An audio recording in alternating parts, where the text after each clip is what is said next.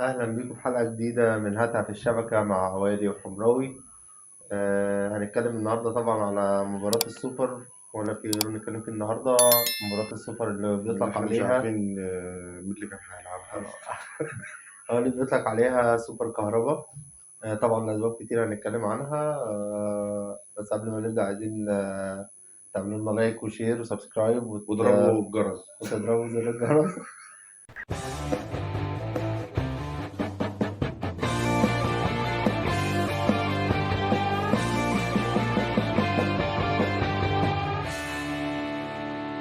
السلام عليكم ورحمة الله وبركاته، معكم والي وحمراوي. النهارده جايين نتكلم في ماتش السوبر اللي احنا ما كناش عارفين مين اللي هيلعبه اصلا. يعني ايه بس احنا النهارده عرفنا مين اللي هيلعبه. النهارده المفروض الاهلي وبيراميدز هيلعبوا بعض في ماتش السوبر في الامارات. ان شاء الله يعني لو هنتكلم كورة الاهلي يكسب. بالظبط. ولا انت مختلف معايا في الموضوع لا، ده؟ معاك. لو مش هنتكلم كورة. بيراميدز هياخد. طب وليه بقى مش هنتكلم كورة؟ وده اللي احنا بس احنا عايزين. عايزين قبل ما نتكلم بس على ماتش بيراميدز، عايزين نتكلم شوية على الزمالك. ونتكلم على المشاكل اللي حصلت للسوبر أصلا في الأول خالص. مبدئيا كده الزمالك المفروض كان هو الطرف الثاني في السوبر ليه، لأن هو كان المفروض إن هو بطل بطل الدوري الدوري. وإحنا بطل الكاس، فإحنا كنا بنلعب بعض على الأساس ده. الزمالك طبعا اعتذر رسمي، وده كان أول قرار يحصل من زمان أوي للزمالك. الزمالك طول عمره بيعتذر ويجي ينسحب وبعدين بيرجع تاني، لكن المرة دي أصر على رأيه.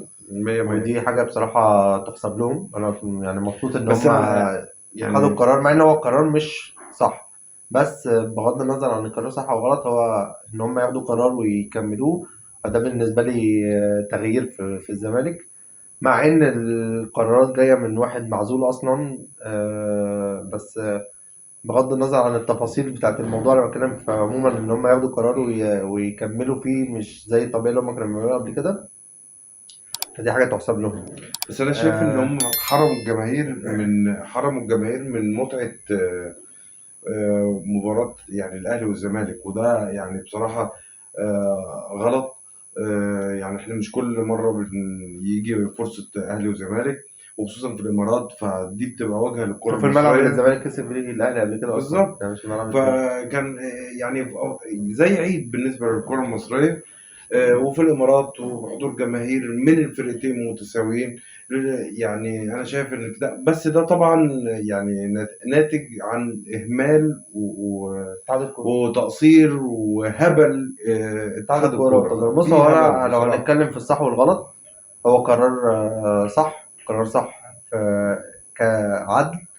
أنا أهلاوي طبعا والناس كلها عارفة، بس هي الفكرة كلها إن في حاجة حصلت مش صح. يعني موضوع كهربا أنا متفق تماما إن هو كان كان لازم لازم يتوقف، ما كانش ينفع يلعب الماتش ده. بالظبط. بغض النظر لأن حصل الموقف ده قبل كده مع الزمالك مع إمام عاشور، وإمام عاشور عملوا تظلم. بس الفكرة كلها إن هم فضلوا موقفين إمام عاشور. يعني ما لعبش ماتش لحد ما التظلم طلع. فده المفروض إن كان يحصل مع كهربا، إن هو المفروض حتى لو مش يعني حتى لو هو هيعمل تظلم وفي استئناف لسه والكلام ده، بس هي الفكرة كان لازم يتوقف، فما كانش ينفع يلعب. وفي آه، نفس الوقت برضو الزمالك كان لازم ياخد الموقف يعني باحترافية أكتر. باحترافية أكتر. بالظبط كده. أول حاجة انا أنا عايز اقول شايف حاجه، إن بس انا عايز اقول حاجه. هو يعني اتحاد الكوره ما وقفش مع الزمالك في في فترات لا كبيره وقف. جدا لا، ما من هو ده اللي أنا البتاع. هتكلم فيه. وده غلط. يعني انا مش هنقول بقى ان اتحاد الكوره بيعمل حساب للاهلي والزمالك، وده اللي وصلنا للصوره. يعني اللي احنا فيها معلش دلوقتي. معلش، يعني انا اسف. مهما حصل اهلي وزمالك غير اهلي وبيراميدز، مع ان أكيد. فنيا بيراميدز احسن من، يعني انا بقول ان بيراميدز الماتش فنان ماتش أحسن من الأهلي اهلي والزمالك. وبيراميدز، يعني ماتش اهلي وبيراميدز هيبقى احسن من ماتش الاهلي والزمالك، لان مم. الزمالك اصلا فنيا ضعيف، واقع لسه ضعيف لسه جدا. ما فالماتش وقفش ده على رجله. ممكن يبقى فنيا في كرة حلوة، وهنقدر يعني نستمتع بندية في البتاع. الزمالك على فكرة، حتة انسحاب الزمالك، انا بقول لك يا حمراوي ان الزمالك انسحب لانه هو عارف ما هي دي بقى ان النقطة اللي أنا جاي هو أتكلم فيها. غير قادر على مواجهة الاهلي، وحتى هو مش يعني قادر بص، هي عليه. الفكرة كلها في نقطتين. يعني جماهير الزمالك بتتكلم فيهم. نقطة صح ونقطة غلط. هو يتكلم إن هو بيتريق على جماهير الأهلي إن هم آه، انت بتتكلم على انسحاب، ما انتوا انسحبتوا قبل كده وكنتوا خايفين عشان احنا مش عارف خسرنا مره من الهلال وخسرنا مره، كان في فتره احنا كان فيها كبوه وان احنا خسرنا من الزمالك وخسرنا من الهلال وخسرنا من كذا فرقه، وكنا خايفين نلعب الزمالك ساعتها وعمل انسحاب عشان خايفين. فنفس الموقف ده منطبق عليهم النهارده هم مش منسحبين عشان فكره كهرباء ولا فكره الكلام ده كله، هم عارفين ان اداء الزمالك واقع، الفتره الزمالك واقع، الاخيره ده واقع، فهم الزمالك عارفين واقع ان هم لو بالظبط. هيروحوا هيخسروا. بالظبط. فقالوا يعني نستغل موقف كهربا فان احنا ايه ننسحب. فهو الفكره كلها ان الزمالك بتتكلم على الاهلي ان انتوا بتنسحبوا عشان انتوا خايفين، وان هو ان انتوا ما تتريقوش علينا ومش عارف ايه، واحنا بناخد قرار عشان الظلم، وبداوا يدخلوا في قصه المظلوميه تاني، واصل اصل الزمالك ومش مظلوم ومش مظلوم، مع ان السنتين اللي فاتوا اللي هو كان فيه فار اللي هم بيتكلموا عليه، وافريقيا اللي فيها عدل، ما طلعوا من افريقيا من المجموعات وطلعوا من، وفي الدوري هو عين المركز الرابع دلوقتي. ده بيحاولوا يلحقوا الكونفدرالية. بالظبط. فالموضوع لا، موضوع واضح ومش محتاجين اننا بقى تحفيل ولا هنا ولا هنا، هي الفكره كلها ان الموضوع واضح، ده هو اولا. الموضوع زي علينا كل على الجميع، وده اللي احنا بالظبط. عايزين نقوله تاني حاجه بقى بيتكلموا على ازاي يعني عمرنا ما شفنا في حياتنا ان تالت الدوري لاعب تاني الدوري في الكاس، يا جماعه الاهلي ما بطل، خلينا نتكلم بطل منطقي. الكاس. انت الاهلي بيلعب عشان هو بطل الكاس مش عشان الدوري، ده رقم ماليش واحد. دعوة. هم مش فاهمين يعني مش بيراميدز فاهم. نفسه بيلعب عشان هو وصيف الكاس وصيف. مصر، مش عشان هو في الدوري، برضه ملهاش علاقه بالدوري. يعني احنا بنتكلم يعني السنه هو اللي وصيف فاتت، الدوري، خلي بالك، السنه هو اللي بيراميدز هو وصيف وصيف الدوري الدوري ووصيف برضه. الكاس. بس انا لا، انا بتكلم ان هو متاخد عشان هو وصيف وصيف الكاس. الكاس، ما ليه؟ لان هو السنه اللي فاتت لما الاهلي لعب، هو لعب عشان هو وصيف الكاس، لان هو كان الزمالك ساعتها واخد الدوري واخد الكاس، الكاس بالظبط. فساعتها كانوا واخدين وصيف الكاس. بالظبط. فاهم قصدي؟ فهو بيراميدز وصيف الدوري ووصيف الكاس، فطبيعي هو اللي هيجي. فانت لما نتكلم اصل ازاي تاني دوري، وعلى فكره لو هنتكلم ايوه. بالمنطق ده، طب ما قبل كده الاهلي لعب الزمالك لعب المقاولين في السوبر، عشان وهو كان مش عارف الرابع والتاني كان الخامس او كان حاجه زي كده، بالظبط هو كان كان ما فيش وصيف ولا اول الكاس. ولا تاني حتى. فاهم كان قصدي؟ هي هو فعلا اللي بيلعب السوبر يعني وصيف الكاس مش وصيف الدوري. لما نيجي نتكلم يعني انتوا يعني بتحاولوا تطلعوا نفسكم باي يعني اي كلام ان هو الاهلي وحش واصل ايه واتحاد الكوره وكوسه ومش كوسه ومظلوميه، وتدخلوا الظلم في الموضوع. لا، الموضوع ملوش علاقه بالظلم وملوش علاقه. الموضوع في باين. قرارات غلط، في قرارات الموضوع غلط باين. اتعملت من اتحاد الكوره ومن لجنه التظلمات والكلام ده كله، بس ملوش علاقه بقى بالمظلوميه وان انتوا على طول مظلومين وان انتوا على طول في مشاكل والكلام ده لا، كله. لا، ما مش يعني الفكره دي. اعتقد ان الناس اللي بتفهم كوره عارفين ان الكلام اللي احنا بنقوله ده صح، وعارفين ان احنا اصلا بنتكلم للمصلحه العامه. ما اعتقد ان مثلا ماتش النهارده لو كان اهلي وزمالك كان هيبقى اليوم مختلف. اهلي وزمالك هيفضلوا طول عمرهم اهلي وزمالك. لكن كفنيا ماتش النهارده ممكن يبقى احسن من ماتش الاهلي والزمالك، كان بيراميدز محتاج يحقق اول بطوله ليه في الكره المصريه. وخصوصا ان هو مالك النادي هو سلام اماراتي. الشمس. سلام الشمس. وبيلعب في الامارات، فاعتقد ان هو اللعيبه هتموت نفسها عشان تاخد البطوله. والاهلي خلي بالك كان هم طالعين برضو من كبوات، يعني الفكرة ان هم خسروا خارجين من كذا بطولة الكونفدراليه ورا بعض، بالظبط. فده يعتبر طوق نجاة جالهم من السما، فهيمسكوا فيه بايديهم واسنانهم. والله جالهم من السما او متحضر له، دي بقى دي دي حاجة حاجه تانية بقى. تانية. بس هي الفكره كلها، انا شايف ان ماتش النهارده مش هيبقى ماتش سهل على الفرقتين، ومش هيبقى سهل على الاهلي لان في نقطه مهمه جدا بالنسبه لجماهير يعني لازم جماهير الاهلي تعرفها، ان انت لما بتكون بتعد، يعني كمدرب فني بيعد فرقه لماتش مثلا هلاعب الزمالك، فانا بحفظ لعيبتي الناس دي هتلعب ازاي، هيحصل كذا هيحصل كذا. يجي الزمالك ينسحب قبل الماتش ب 48 ساعه، فبتغير فكر المنظومه كلها وتبدا تلعب على بيراميدز اللي هو طريقه لعبه بتختلف تماما عن الزمالك تماما. فطبعا دي نقطه مهمه جدا قلقاني على الاهلي النهارده. هو اللي برضو اللي يعني يعني يعتبر في ميزة بسيطة ان برضو التحضير هيبقى مش يعني مش هيبقى من الاول خالص، لان انت كنت لسه بتلعب بيراميدز في كاس مصر، فهم درسوهم كويس، فالاختلافات هتبقى حاجات بسيطة. ده اللي ممكن يخليك ان انت لا، يعني دي معوضة دي ان انت حصل تمام. انت عارف مثلا لو كنت هتلعب فيوتشر كان الموضوع هيبقى مختلف تماما، طلائع بس الجيش موضوع يعني مختلف، بس هي الفكرة كلها ان بيراميدز انت لسه ملعبه في كاس مصر، فالموضوع ما بقاش بعيد قوي. بس هي الفكره بقى ان باتشيكو اصلا داخل الماتش ده هي- هيقوم ممكن هو انا هيقوم. يا اما هكمل في الدوري يا اما خلاص انا وعندهم همشي وفي بقى، ميزه ما كمان ينفعش. هتحصل في بيراميدز فاهم قصدي؟ النهارده، ان عبد الله السعيد اصلا مصاب ومش هيلعب معاهم، فدي بالظبط ميزه يعني. هو اصلا يعني عبد الله السعيد بيلعبوا بيبطئ ماتشين واحد اللعب بالظبط. يعني. لا و... وميزه تانية بقى ان هو النهارده هينزل مصطفى فتحي. لا ده بقى انا كنت ميزه بالنسبه انا لي، كان بالنسبه لي مرتاح ان هو في ما ماتش بيلعبش. الاهلي بتاع كاس مصر ان هو ما لعبش مصطفى فتحي. انا هيلاعبه استغربت ان هو ما النهارده لعبوش، فالنهارده هيلعبوا، فدي برضو خطوه مش يعني. قليله، شايف ان هي قويه لان انت لازم. كمان هو بيلعب على علي معلول. انت اصلا وعلي عندك مشكله في معلول خط الدفاع. وعلي معلول اصلا بطيء في الدفاع بسبب ان هو برضه السن وبيهاجم. بتاعه وكده، وعشان سنه برضه مم. اللياقه لسه يعني خلاص ما بقاش زي من الاول. اه عنده خبرات وكل حاجه، بس هي الفكره كلها ان هو بقى زي الاول، الناس كلها عارفه الكلام ده. فالموضوع بقى هيبقى تقيل قوي على علي معلول، وممكن يخليه ما يقدرش ان هو اصلا يطلع قدام كتير بسبب ان مصطفى فتحي هو اللي بيلعب. ده ولا ثانيا هتلاقي انت ورا عندك مصطفى مشكله. فتحي كمان منزل ياسر المره ابراهيم دي احمد مصاب. فتحي، انت مش اصلا منزل حد تاني. فاحمد فتحي برضو خبره بس بطيء بطيء برضه. وتقيل، بس بطيء الفكره ان هو برضو وهيلعب ناحيته يعني لو حسين الشحات لعب ناحيته هتبقى ميزه. هيتعبه هتبقى يعني، ميزه، هيتعبه وده اللي انا جدا. متوقعه ان حسين شحات هو اللي هيبدا الماتش النهارده. هو المفروض هنتكلم على التشكيل طبعا.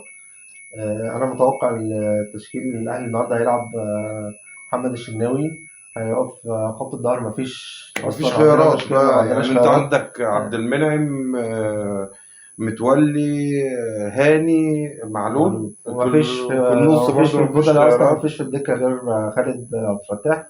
هو ده لو اي حد فيهم بديل ليهم هم كلهم، اي حد فيهم هيتصاب هينزل خالد عبد مفيش الفتاح. غيره. فهو معرفش ايمن للاسف اشرف هو مش عايز يجيبه ليه.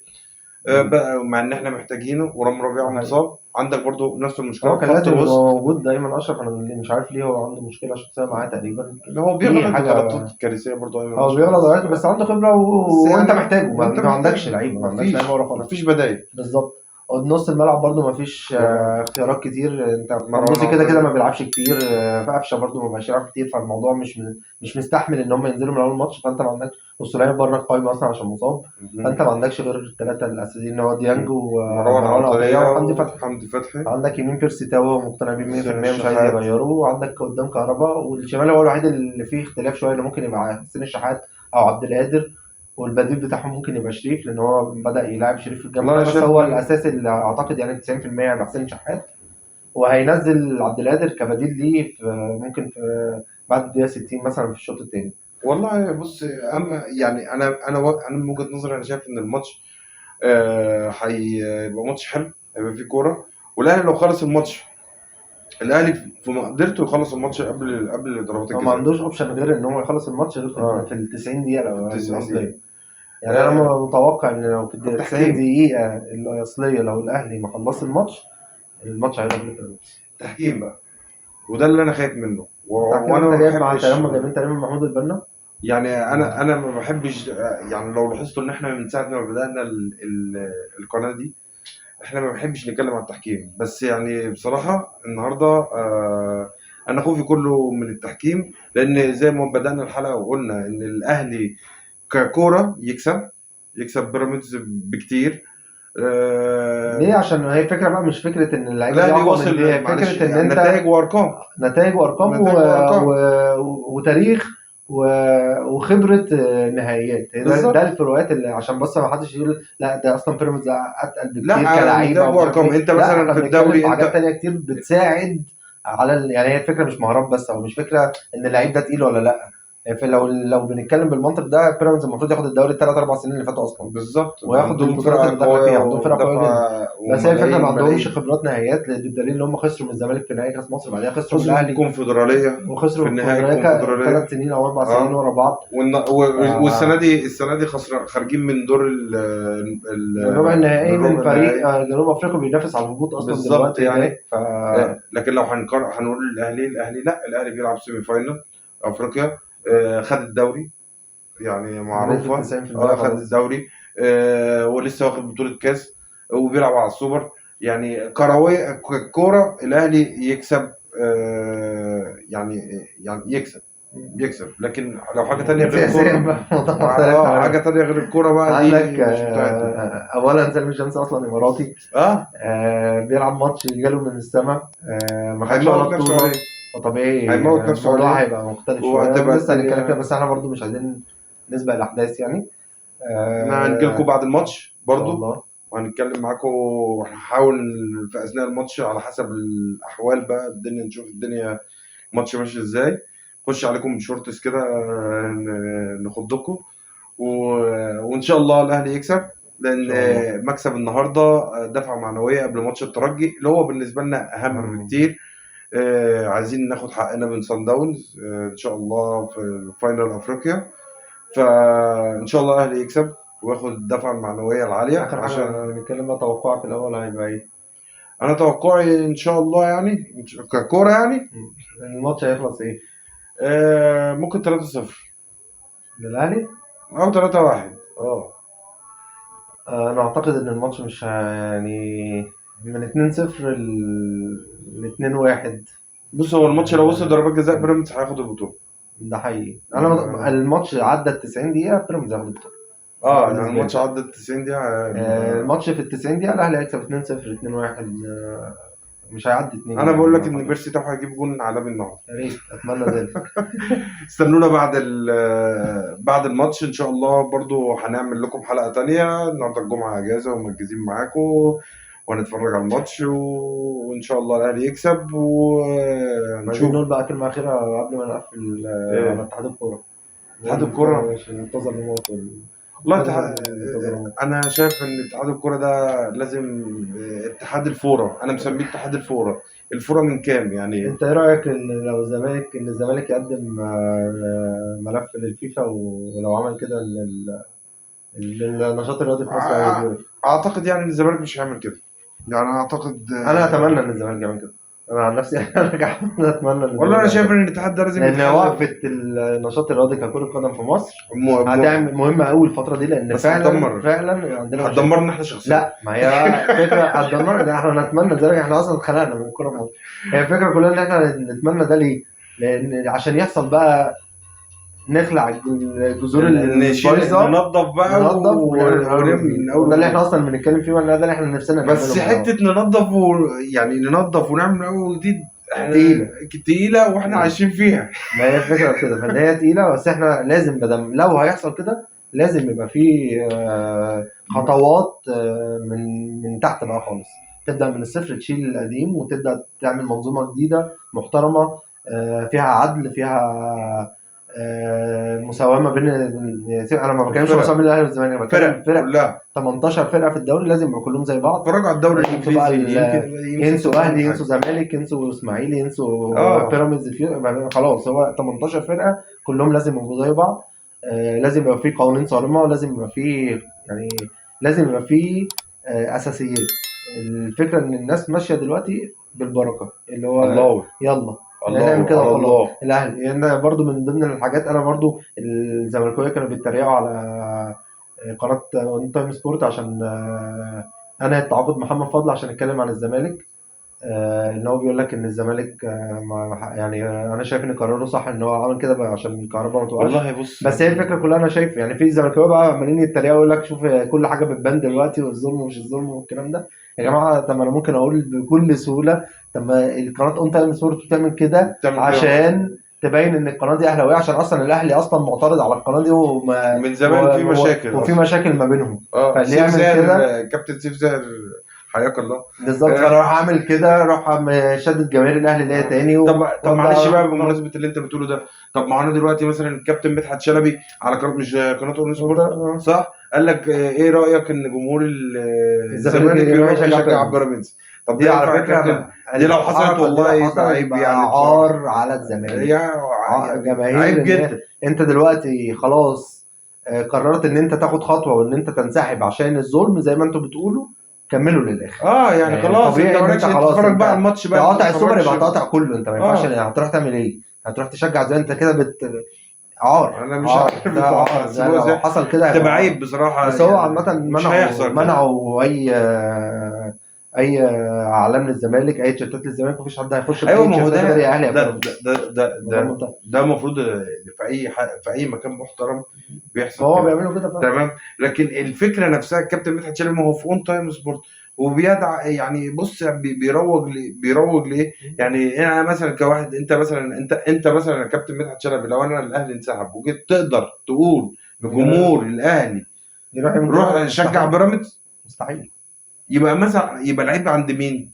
العيب عندكم. اعلام. العيب عند جماهير اعلام الزمالك اعلام. اللي هي بتنساق ورا اعلام مضلل. وبرضه من ضمن الحاجات اللي بتكلم عليها جماهير الزمالك، يا جماعه انتوا خدتوا خطوه ان انتوا عارفين. انا على فكره مبسوط ان مرتضى منصور لسه موجود. انا بالنسبه لي، انا طول ما مرتضى منصور في الزمالك طول ما انا مبسوط مم. ومرتاح. بس طول ما بدل انتوا خدتوا الخطوه وعرفتوا ان هي دي المشكله الاساسيه اللي عامله مشاكل في الزمالك، يبقى ما ينفعش عشان حركه اتعملت عشان اصلا يرجع يخليكوا تنساقوا ليه تاني، ان انتوا تروحوا خلاص خلاص بقى تدعموه دعموه. وترجعوه تاني وهو اصلا معذور، وانتوا ما صدقتوا ان هو اتعزل والكلام ده. طب انتوا بتعملوا ايه؟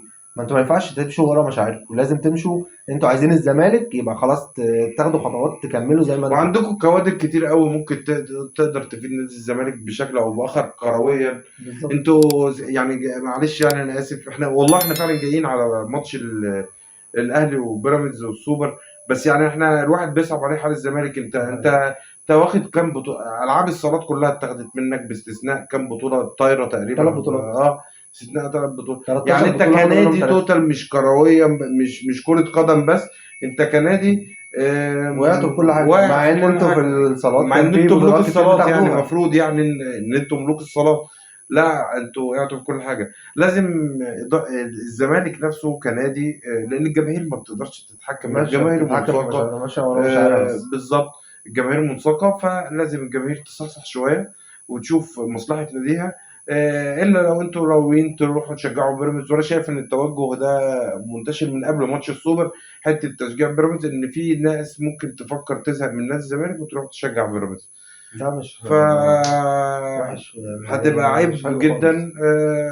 والله اللي عايز يشجع بيراميدز يشجع، اللي عايز لا مش يشجع. هتفرق. احنا بالنسبه لنا احنا كجماهير مش فارقه معانا. احنا في بالظبط. الاول في الاخر احنا رايحين الماتش، هنلعب هنلعب اي ورا حد. الفريق ايا كان الفرقه، مش بالظبط. فارقه معانا. هي الفكره كلها في فكر الجمهور، المفروض ان هو مخلص لناديه بس، مش اكتر من كده. تمام. واحنا ان شاء الله نجي لكم بعد الماتش في الحلقه الناريه، نجي لكم والاهلي كسبان ان شاء يا الله. ريت يا ريت. يكمل معانا الحلقه لايك وشير وسبسكرايب، ويقول لنا توقعه للنتيجه، ويضرب الجرس عشان يوصلوا كل ما هو جديد. وهاتها في الشبكه.